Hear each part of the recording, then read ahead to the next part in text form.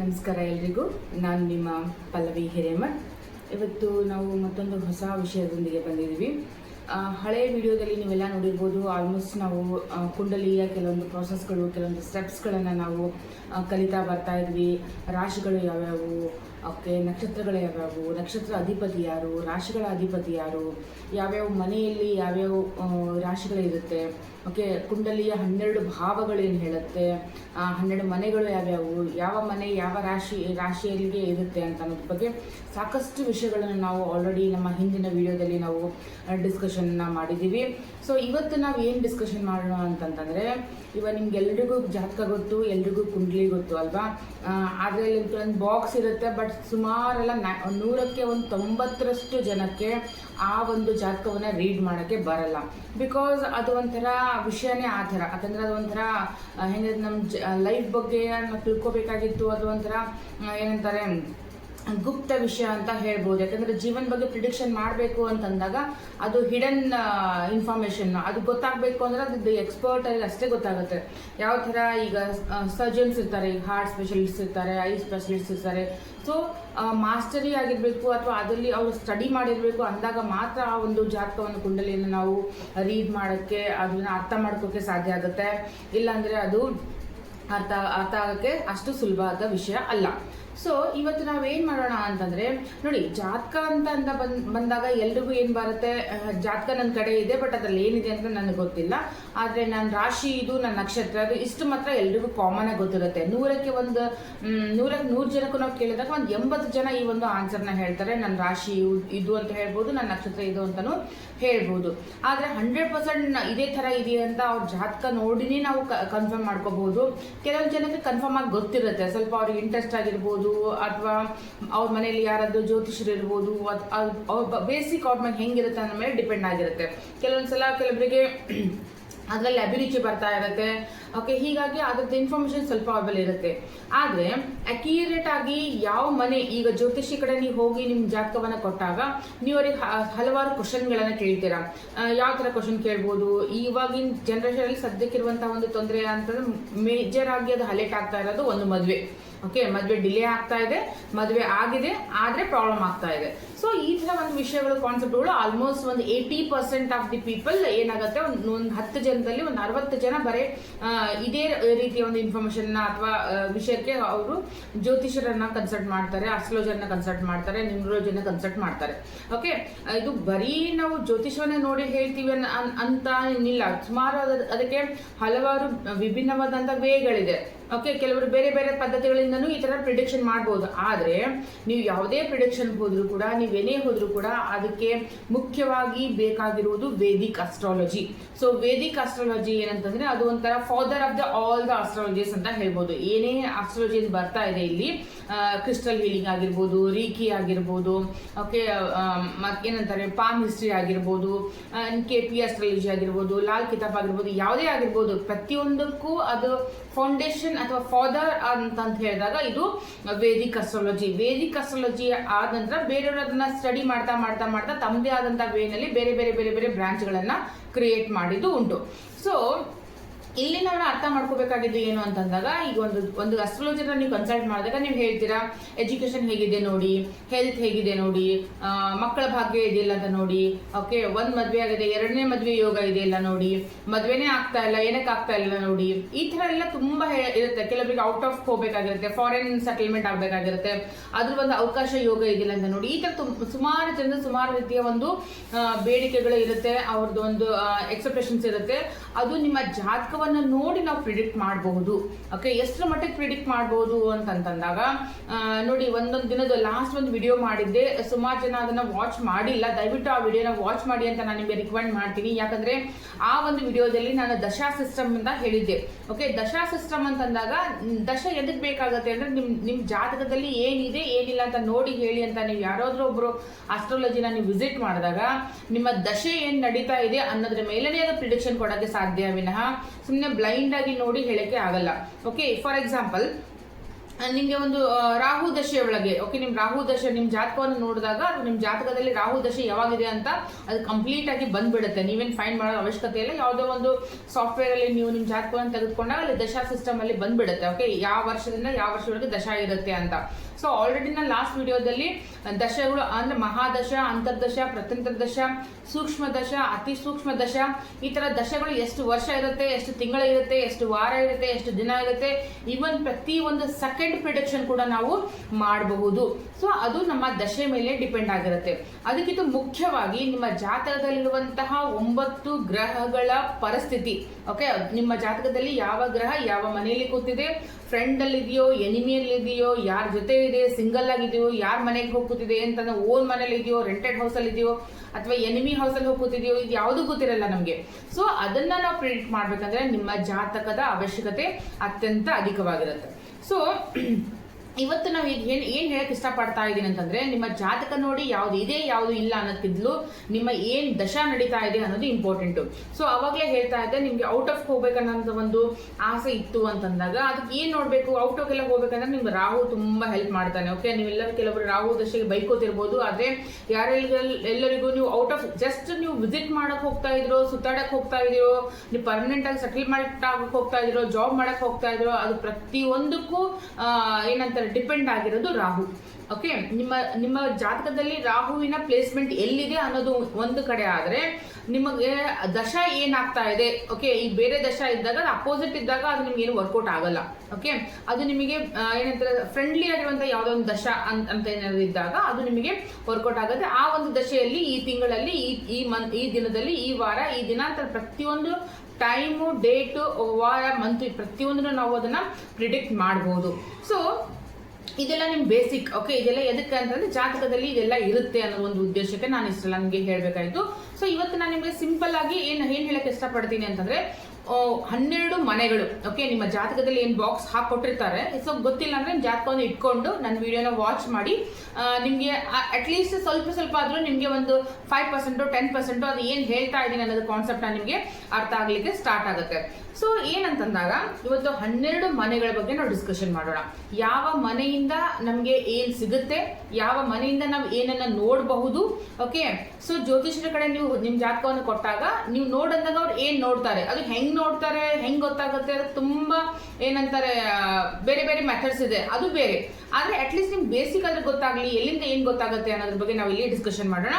ನೋಡಿ, ಇಲ್ಲೊಂದು ನಾನು ಚಾರ್ಟ್ ನ ಅಟ್ಯಾಚ್ ಮಾಡ್ತಾ ಇದ್ದೀನಿ. ಅದು ಒಂದು ಫಾರ್ಮೆಟ್, ಅದು ಓಕೆ, ಒಂದು ಕುಂಡಲಿಯದ ಫಾರ್ಮೆಟ್. ಸೊ ಈ ಒಂದು ಫಾರ್ಮೆಟ್ ಅಲ್ಲಿ ನೀವು ಏನ್ ಮಾಡ್ಕೋಬಹುದು ಅಂತಂದಾಗ ಇಲ್ಲೆಲ್ಲ ಹೌಸಸ್ ನಂಬರ್ ಬರ್ದಿದ್ದೀನಿ. ಸೊ ಹೌಸಸ್ ಅಂದಾಗ ಹೌಸಸ್ ಯಾವಾಗ್ಲೂ ಪರ್ಮನೆಂಟ್ ಆಗಿರುತ್ತೆ ಅಂತ ನಿಮ್ಗೆ ಲಾಸ್ಟ್ ವಿಡಿಯೋದಲ್ಲಿ ನಾನು ಹೇಳಿದ್ದೆ.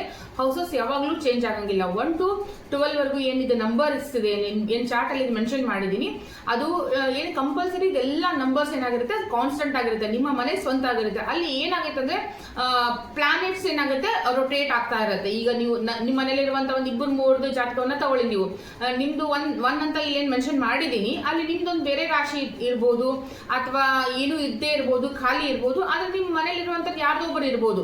ಸೊ ಇದೇನಾಗುತ್ತೆ, ಎಲ್ಲರದು ಬೇರೆ ಬೇರೆನೇ ಆಗುತ್ತೆ. ಹೇಗೆ ನಮ್ಮ ಫಿಂಗರ್ ಪ್ರಿಂಟ್ಸ್ ಜಗತ್ತಲ್ಲಿರುವ ಎಷ್ಟು ಜನದ್ದು ಬೇರೆ ಬೇರೆನಾಗಿರುತ್ತೋ, ನಿಮ್ಮ ಜಾತಕ ಕೂಡ ಎಷ್ಟೇ ಕೋಟಿ ಜನ ಇದ್ರು ಕೂಡ ಪ್ರತಿಯೊಬ್ಬರದು ಜಾತಕ, ಪ್ರತಿಯೊಬ್ಬರು ಡೆಸ್ಟಿನಿ ಅಥವಾ ಹಣೆ ಬರ ಬೇರೆ ಬೇರೆ ಆಗಿರುತ್ತೆ.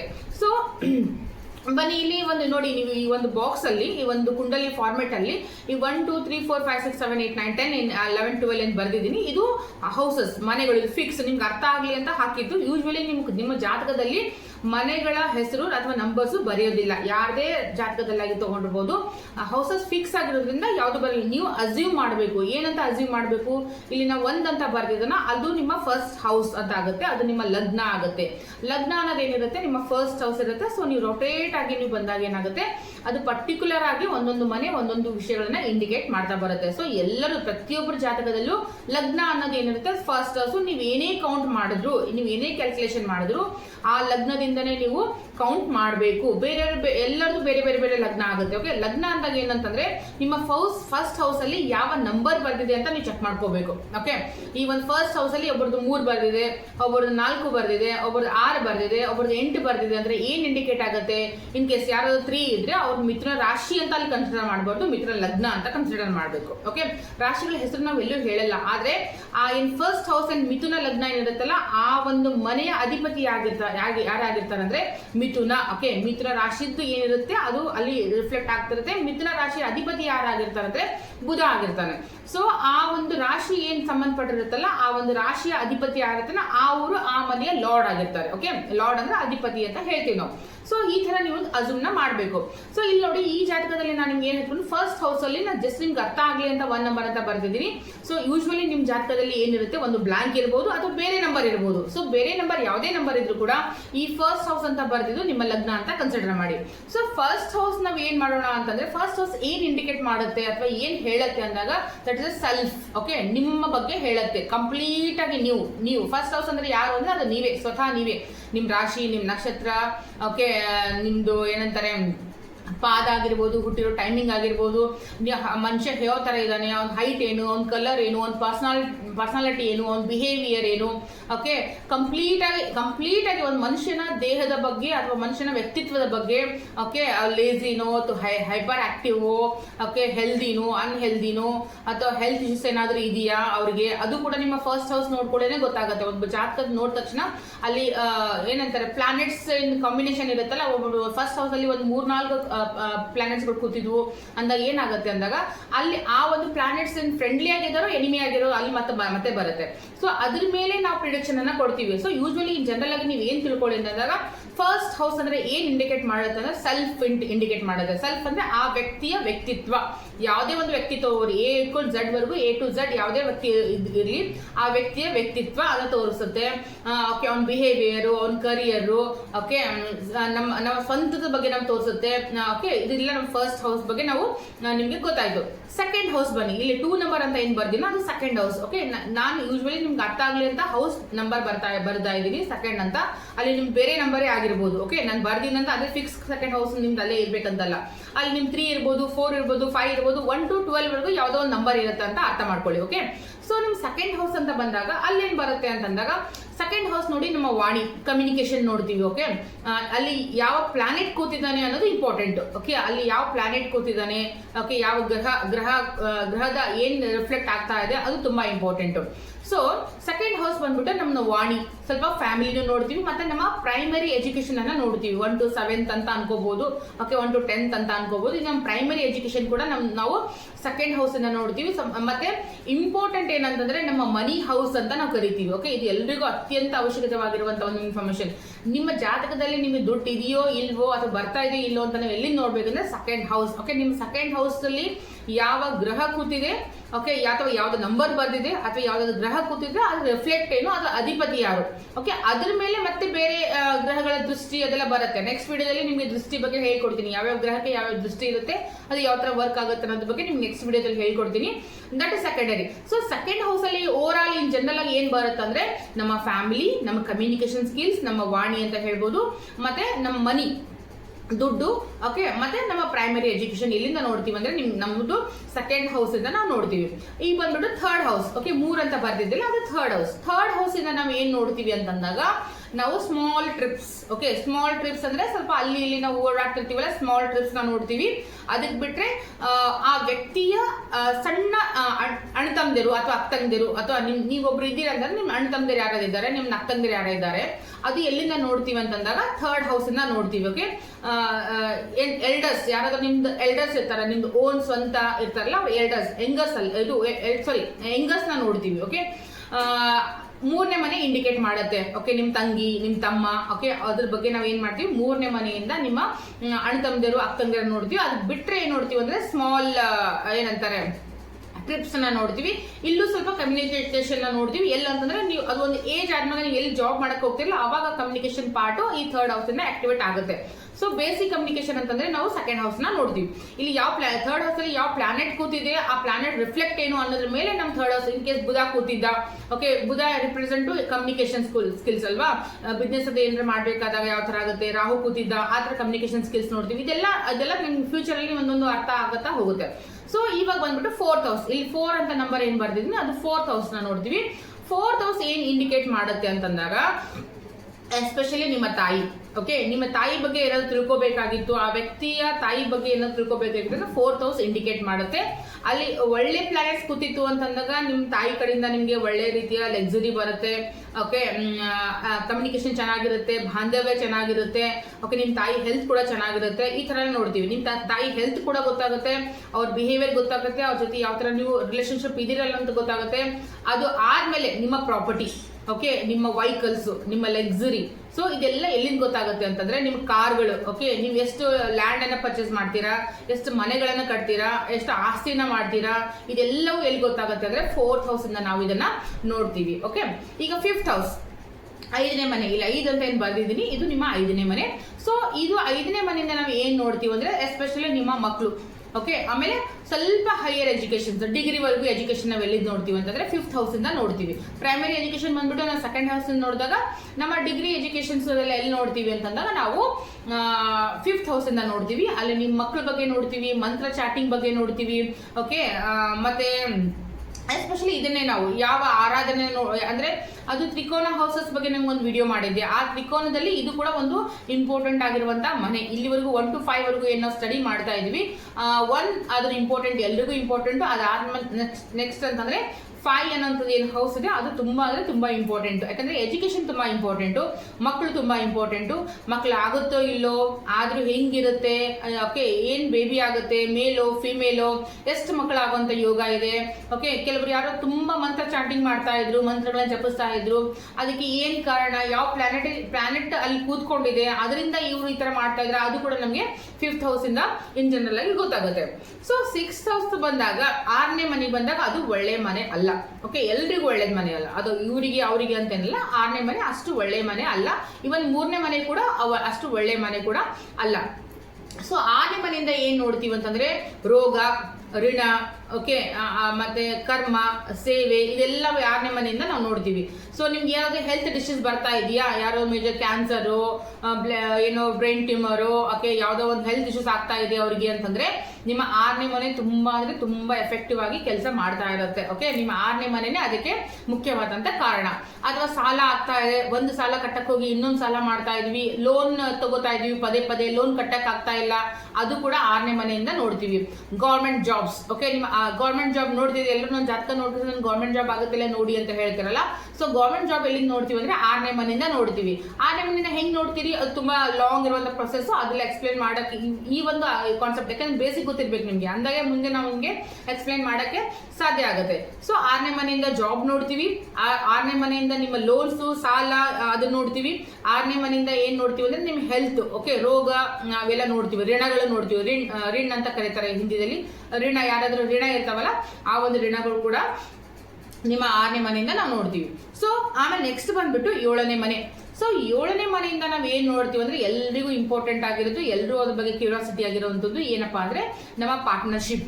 ಓಕೆ, ಯಾವ ತರ ಪಾರ್ಟ್ನರ್ಶಿಪ್, ಯಾವ ತರದ್ನ ಅನ್ಕೋಬಹುದು. ಓಕೆ, ಎಸ್ಪೆಷಲಿ ಮೇನ್ ಕಾನ್ಸೆಪ್ಟ್ ನ ಕೊಡೋದು ಏನು ಅಂತಂದ್ರೆ 7th ಹೌಸ್ಗೆ ನಾವು ಮ್ಯಾರೇಜ್ ಪಾರ್ಟ್ನರ್ಶಿಪ್, ಹಸ್ಬೆಂಡ್ ವೈಫ್ ಎಲ್ಲಿ ನೋಡ್ತೀವಿ ಅಂತಂದ್ರೆ ನಾವು 7ನೇ ಮನೆನ ನೋಡ್ತೀವಿ. ಅದಾದ ನಂತರ ಏನ್ ನೋಡ್ತೀವಿ ಅಂತಂದ್ರೆ ಬಿಸ್ನೆಸ್. ನೀವ್ ಯಾರ ಜೊತೆ ಆದ್ರೂ ಬಿಸ್ನೆಸ್ ಮಾಡ್ತಾ ಇದ್ದೀರಾ, ಪಾರ್ಟ್ನರ್ಶಿಪ್ ಅಲ್ಲಿ ಬಿಸ್ನೆಸ್ ಮಾಡ್ತಾ ಇದ್ದೀರಾ ಅಂತಂದಾಗ ನಾವು 7ನೇ ಮನೆನ ಅಲ್ಲಿ ಕೂಡ ನೋಡ್ತೀವಿ. ಎರಡಕ್ಕೂ ತುಂಬಾ ಇಂಪಾರ್ಟೆಂಟ್. ಬರೀ ಬಿಸ್ನೆಸ್ಗೆ ನೋಡ್ಬೇಕಾ, ಬರೀ ಹಸ್ಬೆಂಡ್ ಅಂಡ್ ವೈಫ್ಗೆ ನೋಡ್ಬೇಕಾ, ಹಾಗೇನಿಲ್ಲ. ನೀವು ಯಾರ ಜೊತೆಗಾದ್ರೂ ಫ್ರೆಂಡ್ಶಿಪ್ ಮಾಡ್ಬೇಕು ಅಂತಂದ್ರೆ ಅವ್ರ ಜೊತೆ ನಿಮ್ ಫ್ರೆಂಡ್ಶಿಪ್ ಯಾವ ತರ ಇರುತ್ತೆ, ಇವ್ರ ಜೊತೆ ನನ್ನ ಫ್ರೆಂಡ್ಶಿಪ್ ವರ್ಕೌಟ್ ಆಗುತ್ತೋ ಇಲ್ಲೋ, ಓಕೆ, ಇವರಿಂದ ಅಥವಾ ನನ್ಗೆ ಅನುಕೂಲಕರ ಆಗಿದೆಯಲ್ಲೋ, ಇವರಿಂದ ನಮ್ಗೆ ಏನಾದ್ರು ಕೆಟ್ಟದಾಗುತ್ತಾ ಅಂತ ನೀವೇನಾದ್ರು ಆ ತರ ಏನೋ ನೋಡ್ಕೊಂಡು ಫ್ರೆಂಡ್ಶಿಪ್ ಮಾಡ್ತಾ ಇದ್ರು ಕೂಡ ನೀವು 7ನೇ ಮನೆನ ನೋಡಬಹುದು. ಹಿಂಟ್ ಕೊಡ್ತಾ ಇದ್ದೀನಿ, ಪ್ರತಿಯೊಬ್ಬರು ಜಾತಕ ನೋಡಿ ಫ್ರೆಂಡ್ಶಿಪ್ ಮಾಡಬೇಕು ಅಂತ ನನಗೇನು ಗೈಡ್ ಮಾಡ್ತಾ ಇಲ್ಲ. ಇದೊಂದು ನಿಮ್ಗೆ ಗೊತ್ತಿರಲಿ ಅನ್ನೋ ಒಂದು ವಿಷಯಕ್ಕೆ ಹೇಳ್ತಾನೆ. ಎನಿ ಪಾರ್ಟ್ನರ್ಶಿಪ್, ನೀವು ಯಾವುದೇ ಒಂದು ಪಾರ್ಟ್ನರ್ಶಿಪ್ ತಗೋತಾ ಇದ್ರೆ ಅಪೋಸಿಟ್ ಪರ್ಸನ್ ಒಂದು ಜಾತಕ ಕುಂಡ್ಲಿ ಇತ್ತು ಅಂತಂದಾಗ ಅದನ್ನ ನೀವು ನೋಡಿ ಮಾಡ್ಕೋಬಹುದು. ಸೊ ಒಂದು ಇದರಿಂದ ಪಾರ್ಟ್ನರ್ಶಿಪ್ ನ ನಾವು ಫೈಂಡ್ ಮಾಡಕ್ ಆಗಲ್ಲ, 2 ಜಾತಕ ಬೇಕು. ಓಕೆ, ಅದು ಹಸ್ಬೆಂಡ್ ಆಗಿರ್ಬೋದು, ವೈಫ್ ಆಗಿರ್ಬೋದು, ನಿಮ್ ಬಿಸ್ನೆಸ್ ಪಾರ್ಟ್ನರ್ ಆಗಿರ್ಬೋದು, ನಿಮ್ ಫ್ರೆಂಡ್ ಆಗಿರ್ಬೋದು, ಯಾರದೇ ಆಗಿರ್ಬೋದು, ನೋಡಿ ಅದನ್ನ ನಾವು ಡಿಸೈಡ್ ಮಾಡ್ತೀವಿ. ಸೊ 8ನೇ ಮನೆ ಬಂದ್ಬಿಟ್ಟು ಇದು ಏನಂತಾರೆ ಅಂತಂದ್ರೆ ತುಂಬಾ ಅಂದ್ರೆ ತುಂಬಾ ಡೇಂಜರ್ ಆಗಿರುವಂತ ಮನೆ. ಈ ಒಂದು 12 ಮನೆಗಳಲ್ಲಿ 8ನೇ ಮನೆ ಏನಿದೆ ತುಂಬಾ ಅಂದ್ರೆ ತುಂಬಾ ಡೇಂಜರ್ ಆಗಿರುವಂತ ಮನೆ. ಯಾಕಂದ್ರೆ ಇದಕ್ಕೆ ಯಾವ ತರ ಅಂತಂದ್ರೆ ಎಂಡ್ಲೆಸ್ ಪೇನ್ ಅಂತ, ಪೇನ್ ಹೌಸ್ ಅಂತ ಕರಿತೀವಿ. ಓಕೆ, ಪೇನ್ ಎಲ್ಲಿದೆ ಅಂದ್ರೆ 8ನೇ ಮನೆಯಲ್ಲೇ ಇದೆ. ಸೊ ಅಲ್ಲಿ ನಿಮ್ಮ ಪ್ಲಾನೆಟರಿ ಪೊಸಿಷನ್ ಏನ್ ಕೂತ್ಕೊಂಡಿದೆ ಅನ್ನೋದು ತುಂಬಾ ಅಂದ್ರೆ ತುಂಬಾ ಇಂಪಾರ್ಟೆಂಟ್ ಆಗುತ್ತೆ. ಇನ್ ಕೇಸ್ ಅಲ್ಲೇನಾದ್ರು ಶನಿ ಕೂತ್ಕೊಂಡಿದ್ದ, ಇನ್ ಕೇಸ್ ಅಲ್ಲಿ ಏನಾದ್ರು ಮಂಗಳ ಕೂತ್ಕೊಂಡಿದ್ದ 8th ಹೌಸ್ ಅಲ್ಲಿ, ನೋಡಿ ಇಲ್ಲಿ 8 ಅಂತ ಬರ್ದಿದ್ದಲ್ಲ, ಇಲ್ಲಿ ಏನಾದ್ರು ಮಂಗಳ ಕೂತ್ಕೊಂಡಿದ್ದ, ಶನಿ ಕೂತ್ಕೊಂಡಿದ್ದ, ಆ ತರ ಏನಾದ್ರು ಆಗಿದ್ರೆ ಅದು ತುಂಬಾ ಅಂದ್ರೆ ತುಂಬಾ ಏನಂತಾರೆ ಪೇನ್ ಕೊಡುವಂತಹ, ಆಲ್ರೆಡಿ ಪೇನ್ ಹೌಸ್ ಇನ್ನೂ ಜಾಸ್ತಿ ಪೇನ್ ಬರುವಂತಹ ಒಂದು ಚಾನ್ಸಸ್ ಇರುತ್ತೆ. ಸೊ ಅದಕ್ಕೆ ಹಿಡನ್ ವಿಷಯಗಳು, ಈಗ ಹಿಡನ್ ಅಂದ್ರೆ ಕನ್ಸ್ಟ್ರಕ್ಷನ್ ಅದರಿಂದ ತಗೋತೀವಿ. ಓಕೆ, ಅನ್ನೋನ್ ಥಿಂಗ್ಸ್ ಗಳನ್ನ ಈ ರಿಸರ್ಚ್ ಗಳೆಲ್ಲ ಮಾಡ್ತಿರ್ತಾರೆ ನೋಡಿ, ರಿಸರ್ಚರ್ಸ್ ಏನಾದ್ರು ಫೈಂಡ್ ಔಟ್ ಮಾಡ್ತಾರೆ, ಸೈಂಟಿಸ್ಟ್ ಅವರಿಗೆಲ್ಲ ಎಂತವ್ರಿಗೆ ಅದು ಯೋಗ ಸಿಗುತ್ತೆ ಅಂತಂದಾಗ ಅವರು ಯಾರ್ದು 8th ಹೌಸ್ ಸ್ಟ್ರಾಂಗ್ ಆಗಿರುತ್ತೋ ಅಂತವರೆಲ್ಲ ಈ ರಿಸರ್ಚ್ ಫೀಲ್ಡ್ ಅಲ್ಲಿ, ಓಕೆ, ಏನಾದ್ರು ಒಂದು ಹಿಡನ್ ವಸ್ತುಗಳನ್ನ ಫೈಂಡ್ ಮಾಡಲಿ ಕ್ಯೂರಿಯಾಸಿಟಿ ಇರುತ್ತಲ್ಲ ಅಂತವ್ರು ಅಲ್ಲಿ ಬರುತ್ತೆ. ಈವನ್ ಅಕಲ್ಟ್ ಅಂದ್ರೆ ಜ್ಯೋತಿಷ್ಯ ಕೂಡ 8th ಹೌಸ್ ಅಲ್ಲೇ ಕೂಡ ಬರುತ್ತೆ. ಓಕೆ, ನಿಮ್ಮ ಯಾವ ಜಾತಕದಲ್ಲಿ ಕೆಲವೊಂದು ಪ್ಲಾನೆಟರಿ ಪೊಸಿಷನ್ ಇರುತ್ತೆ, ಈ ತರ ಇದ್ದಾಗ ಅಥವಾ 8th ಹೌಸ್ ಕೂಡ ಆಕ್ಟಿವೇಟ್ ಮಾಡ್ಕೋಬೇಕಾಗಿತ್ತು, ಆ ತರ ಇದ್ದಾಗ ಯಾರೆಲ್ಲ ಜ್ಯೋತಿಷಿಗಳು ಆಗಬಹುದು, ನೀವು ಜ್ಯೋತಿಷರನ್ನ ಫೈಂಡ್ ಮಾಡಲ್ಲ. ಓಕೆ, ಎಷ್ಟು ಮಂದಿ ಗೊತ್ತಿದೆ ಅಂತ ಎಲ್ಲ ಗೊತ್ತಿಲ್ಲ, ಜ್ಯೋತಿಷನೇ ನಿಮ್ಮನ್ನು ಹುಡ್ಕೊಂಡು ಬರುತ್ತೆ. Okay, he or she capable for this particular occult ಅಂತ ಹೇಳಿ ಅದೇ ಫೈಂಡ್ ಮಾಡುತ್ತೆ. ಸೊ ಅದೆಲ್ಲ ಎಲ್ಲಿಂದ ಗೊತ್ತಾಗುತ್ತೆ ಅಂತಂದ್ರೆ 8th ಹೌಸ್ ಇಂದ ನಮ್ಗೆ ಗೊತ್ತಾಗುತ್ತೆ. ಇವಾಗ ಬನ್ನಿ 9th ಹೌಸ್ ಅಂತಂದಾಗ 9th ಅದು ತುಂಬಾ ತ್ರಿಕೋನ ಅಂದ್ರೆ ತ್ರಿಷಡಾಯ ಹೌಸ್ ಗಳಲ್ಲಿ ಒಂದು ತ್ರಿಕೋನ ಮನೆಗಳು ಅಂತ ಹೇಳ್ದೆ ನಾನು ಲಾಸ್ಟ್ ಒಂದು ವಿಡಿಯೋ ಮಾಡಿದ್ದೆ. ಆ ಮನೆಯಲ್ಲಿ 9th ಹೌಸ್ ಕೂಡ ಒಂದು 1, 5, 9 ಒಂದನೇ ಮನೆ ಎಷ್ಟು ಇಂಪಾರ್ಟೆಂಟು, 5ನೇ ಮನೆಯೂ ಅಷ್ಟೇ ಇಂಪಾರ್ಟೆಂಟು, ಮತ್ತೆ ಈ 9ನೇ ಮನೆಯೂ ಕೂಡ ಅಷ್ಟೇ ಇಂಪಾರ್ಟೆಂಟು. ಸೊ ಈ 9ನೇ ಮನೆ ಏನಂದ್ರೆ ನಮ್ಮ ಲಕ್. ಓಕೆ, ಎಲ್ಲರೂ ಕೇಳ್ತಾ ಇರೋದು ಲಕ್. ಓಕೆ, 99% ಹಾರ್ಡ್ ವರ್ಕ್ ಮಾಡಿದ್ರು 1% ಲಕ್ ಮೇಲೆ ಡಿಪೆಂಡ್ ಆಗಿರೋದು. ಎಷ್ಟೇ ಹಾರ್ಡ್ ವರ್ಕ್ ಮಾಡಿದ್ರು ಎಲ್ಲರ ಬಾಯಿಂದ ಬರೋದು ಏನಪ್ಪಾ, ಲಾಸ್ಟ್ ಫೈನಲ್ ಅಲ್ಲಿ ಏನ್ ವರ್ಡ್ ಬರುತ್ತೆ ಅಂದ್ರೆ ನೋಡೋಣ ನನ್ನ ಅದೃಷ್ಟ, ನೋಡೋಣ ನನ್ನ ಲಕ್. ತುಂಬಾ ಜನರ ಬಾಯಲ್ಲಿ ಈ ಒಂದು ಮಾತು ಬರುತ್ತೆ, ನೀವು ಎಲ್ಲರೂ ಕೇಳಿರ್ಬೋದು. ಸೊ ನಿಮ್ಮ ಲಕ್ ಎಲ್ಲಿಂದ ಇದಾಗುತ್ತೆ ಅಂತಂದಾಗ ನಿಮ್ಮ ಹಾರ್ಡ್ ವರ್ಕ್ ಎಷ್ಟು ಇಂಪಾರ್ಟೆಂಟು, ನಿಮ್ಮ ಲಕ್ ಕೂಡ ಅಷ್ಟೇ ಇಂಪಾರ್ಟೆಂಟ್. ನಿಮ್ ಲಕ್ಕೇ ಇಲ್ಲ ಅಂದಾಗ ನೀವು ಎಷ್ಟೇ ಹಾರ್ಡ್ ವರ್ಕ್ ಮಾಡಿದ್ರು ಕೂಡ ಆ 1% ಅನ್ನೋಂಥದ್ದು ಏನಿದೆಯಲ್ಲ ಅದು ಯೂಟರ್ನ್ ತಗೊಂಡೇ ತಗೊಳುತ್ತೆ. ಸೊ ಈ ಒಂದು 9th ಹೌಸ್ ಏನಿದೆ ನಿಮ್ಮ ಲಕ್ ಅನ್ನ ರಿಪ್ರೆಸೆಂಟ್ ಮಾಡುತ್ತೆ. ಓಕೆ, ನೀವು ನಿಮ್ಮ ಅದೃಷ್ಟವನ್ನು ರಿಪ್ರೆಸೆಂಟ್ ಮಾಡುತ್ತೆ, ನಿಮ್ಮ ಭಾಗ್ಯವನ್ನು ರಿಪ್ರೆಸೆಂಟ್ ಮಾಡುತ್ತೆ. ನೀವು ಯಾವ ಫೀಲ್ಡ್ ಅಲ್ಲಿ ಹೋಗ್ಬೇಕು, ಯಾವ ಫೀಲ್ಡ್ ಅಲ್ಲಿ ಹೋಗ್ಬಾರ್ದು, ನಿಮ್ಗೆ ಏನ್ ಮಾಡಿದ್ರೆ ಒಳ್ಳೇದು, ಏನ್ ಮಾಡಿದ್ರೆ ಒಳ್ಳೇದಿಲ್ಲ ಅನ್ನೋದು ಕೂಡ ನಿಮ್ಮ 9th ಹೌಸ್ ತೋರಿಸುತ್ತೆ. ಇನ್ನೊಂದು 9th ಹೌಸ್ ಏನ್ ತೋರಿಸ್ತಂದ್ರೆ ನಿಮ್ಮ ತಂದೆ. ಓಕೆ, ನಿಮ್ಮ ತಂದೆ ಜೊತೆ ನಿಮ್ಮ ಬಿಹೇವಿಯರ್ ಯಾವ ತರ ಇದೆ, ನಿಮ್ಮ ತಂದೆಯ ಆರೋಗ್ಯ ಯಾವ ತರ ಇದೆ ಅನ್ನೋದು ಕೂಡ ನಿಮ್ಮ 9th ಹೌಸ್ ಏನು ರಿಪ್ರೆಸೆಂಟ್ ಮಾಡುತ್ತೆ. ಇನ್ನೊಂದು 8th ಹೌಸ್ ಅಲ್ಲಿ ಹೇಳೋದು ಮರ್ತು ಹೋದೆ.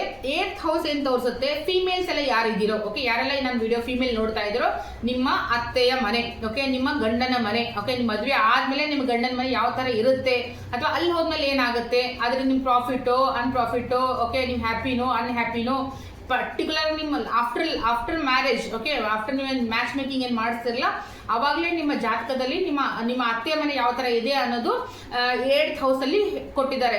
ನಾ ಆಲ್ರೆಡಿ ಹೇಳಿದೆ 8th ಹೌಸ್ ಅಂದ್ರೆ ಪೇನ್ ಹೌಸ್ ಅಂತ ಹೇಳಿದೆ ನಾನು. ಅತ್ತೆ ಮನೆ ಕೂಡ ಅದೇ ತರ. ಅದಕ್ಕೆ ನೋಡಿ ಜ್ಯೋತಿಷರು ಎಷ್ಟು ಜ್ಞಾನಿಗಳಾಗಿದ್ರು ಆವಾಗಿನ ಕಾಲಕ್ಕೆ, ಅವರು ಪೇನ್ ಹೌಸ್ ಅಲ್ಲಿ ಅತ್ತೆ ಮನೆನೂ ಅದರಲ್ಲಿ ಹಾಕ್ಬಿಟ್ಟಿದ್ರು ಅವರು. ಓಕೆ, ಈ ತರ 8th ಹೌಸ್ ನೆನಪು ಹೋಗಿತ್ತು, ಅದನ್ನ ಹೇಳಿದೆ ನಿಮ್ಗೆ. ಸೊ 9th ಹೌಸ್ ಅಲ್ಲಿ ಅಂತಂದ್ರೆ ನಿಮ್ ಲಕ್ ಅನ್ನ ರಿಪ್ರೆಸೆಂಟ್ ಮಾಡುತ್ತೆ. ಅದು ಬಿಟ್ಟು ನೆಕ್ಸ್ಟ್ ಬಂದ್ಬಿಟ್ಟು 10th ಹೌಸ್.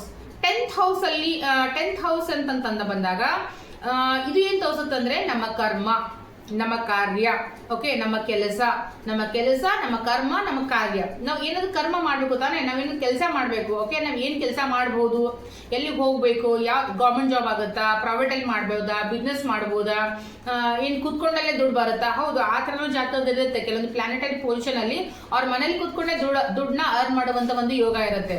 ಓಕೆ, ಆ ತರದ ಒಂದು ಯೋಗ ಇರೋರು ಕೂಡ ಇರುತ್ತಾರೆ. ಸೊ ಟೋಟಲಿ ಇನ್ ಜನರಲ್ ಆಗಿ ನಾವು 10th ಹೌಸ್ ಅನ್ನ ಏನ್ ರಿಪ್ರೆಸೆಂಟ್ ಮಾಡ್ತೀವಿ ಅಂತಂದಾಗ ನಮ್ಮ ಕಾರ್ಯ, ನಮ್ಮ ಕರ್ಮ, ನಮ್ಮ ಕೆಲಸವನ್ನು ಏನ್ ಮಾಡ್ತೀವಿ ಅಂತಂದಾಗ ನಾವು 10th ಹೌಸ್ ಇಂದ ನೋಡ್ತೀವಿ. ಸೊ ನೆಕ್ಸ್ಟ್ ಬಂದ್ಬಿಟ್ಟು 11th house. So 11th house ಏನ್ ಬರುತ್ತೆಪ್ಪ, 11th ಹೌಸ್ ಅನ್ನ ಏನ್ ಇಂಡಿಕೇಟ್ ಮಾಡುತ್ತೆ ಅಂತಂದಾಗ ಅದು ನಮ್ಮ ಏನಂತಾರೆ ಡಿಸೈರ್ಸ್, ವಿಶ್ ಫುಲ್ಫಿಲ್ಮೆಂಟ್ ಅಂತ ಹೇಳಬಹುದು. ಡಿಸೈರಸ್ ಅಂತ ಹೇಳ್ತೀವಿ, ವಿಶ್ ಫುಲ್ಫಿಲ್ಮೆಂಟ್ ಅಂತ ಹೇಳ್ತೀವಿ. ಮತ್ತೆ ನಿಮ್ಮ ಅಣ್ಣ ಅಥವಾ ಅಕ್ಕ, ಎಲ್ಡರ್ಸ್, ಓಕೆ, ನಿಮ್ಗಿಂತ ದೊಡ್ಡವರಾಗಿರೋದು ನಿಮ್ಮ ಹಿರಿಯರು, ನಿಮ್ಮ ಸಹೋದರಿ ಯಾರಾದ್ರೂ ಇದ್ರೆ, ನಿಮ್ಗಿಂತ ದೊಡ್ಡವರು ಇದ್ರೆ ಅವ್ರ ಜೊತೆ ನಿಮ್ ಸಂಬಂಧ ಯಾವ ತರ ಇದೆ, ಓಕೆ, ಗುಡ್ ಬಾಂಡಿಂಗ್ ಇದೆಯೋ ಅಥವಾ ಡಿಸ್ಟ್ರಾಕ್ಟ್ ಆಗಿದೆಯೋ, ಓಕೆ, ನಿಮ್ದು ಅಟ್ಯಾಚ್ಮೆಂಟ್ ಯಾವ ತರ ಇದೆ ಅದು ಕೂಡ ನೋಡ್ತೀವಿ.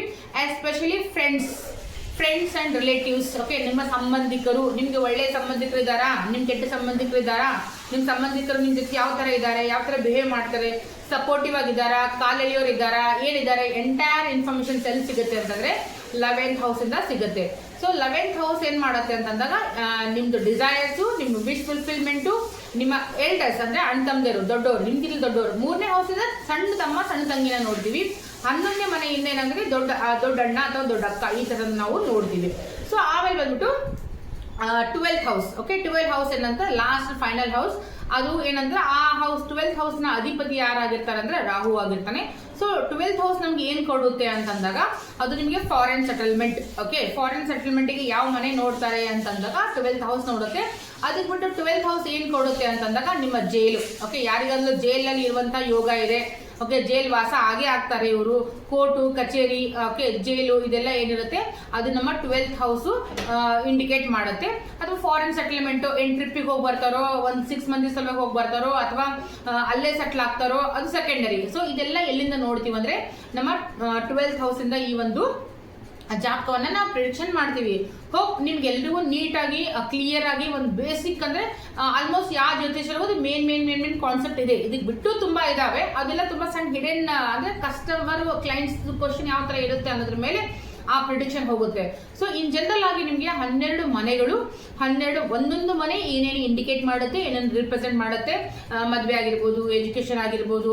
ಇನ್ನೊಂದು 9th ಹೌಸ್ ಏನ್ ಮಾಡುತ್ತೆ, ನಾವು ಹೈಯರ್ ಎಜುಕೇಶನ್ ಬಗ್ಗೆನೂ ನಾವು ಹೇಳ್ತೀವಿ. ಹೈಯರ್ ಎಜುಕೇಶನ್ ಎಲ್ಲಿ ನೋಡ್ತೀವಿ, ಪ್ರೈಮರಿ ಎಜುಕೇಶನ್ 2ನೇ ಮನೆಯಿಂದ, ಡಿಗ್ರಿ ಎಜುಕೇಶನ್ ಏನು 5ನೇ ಮನೆಯಿಂದ, ನಾವು higher education post graduate, doctorate ಇವೆಲ್ಲ ನೋಡ್ತೀವಿಲ್ಲ, ನಾವು 9th ಹೌಸ್ ಇಂದ ನೋಡ್ತೀವಿ. ಸೊ 159 ಇದನ್ನು ತ್ರಿಕೋನ ಹೌಸಸ್ ಗಳೇನಿದಾವಲ್ಲ ಇವೆಲ್ಲ ಏನಂತಂದ್ರೆ ನಮ್ಮ ಎಜುಕೇಶನ್ಗೆ ತುಂಬಾ ಅಂದ್ರೆ ತುಂಬಾ ಇಂಪಾರ್ಟೆಂಟ್ ಆಗಿರುವಂತಹ ಒಂದು ಪ್ಲಾನೆಟರಿ ಪೊಸಿಷನ್ ಅಂತ ಹೇಳ್ಬೋದು.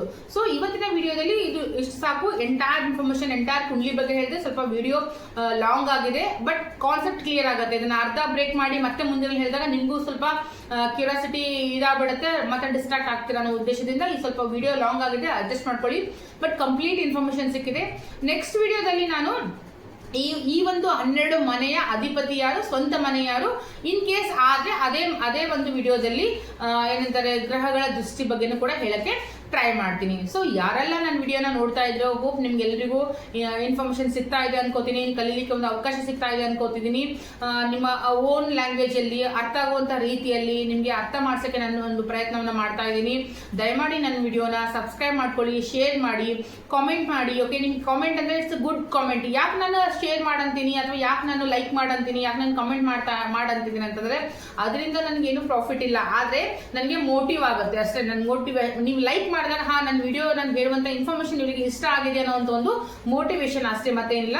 ಸೊ ಯಾರೆಲ್ಲ ನೋಡ್ತಾ ಇದ್ರೋ ದಯಮಾಡಿ ಅದನ್ನ ನೀವು ಲೈಕ್ ಮಾಡಿ, ನಿಮ್ಮ ಫ್ರೆಂಡ್ಸ್ ಫ್ಯಾಮಿಲಿ ಜೊತೆಗೂ ಕೂಡ ಅದನ್ನ ಶೇರ್ ಮಾಡಿ. ಮತ್ತೆ ಸಿಗೋಣ ಹೊಸ ವಿಡಿಯೋ ಜೊತೆಗೆ ಮುಂದಿನ ವಿಡಿಯೋದಲ್ಲಿ. ಅಲ್ಲಿವರೆಗೂ ನಮಸ್ಕಾರ.